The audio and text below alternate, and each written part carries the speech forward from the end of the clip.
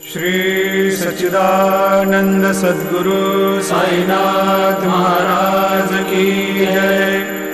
जोडोनिया कर चरणी ठेविला माथा, परिसावे विनंती माझी पंढरीनाथा।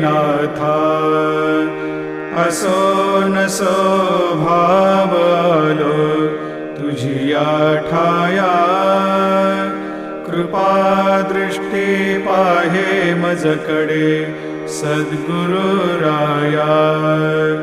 अखंडित सावे ऐसे वाटते पायी, सांडोनी संकोच ठाव थोडासा देई।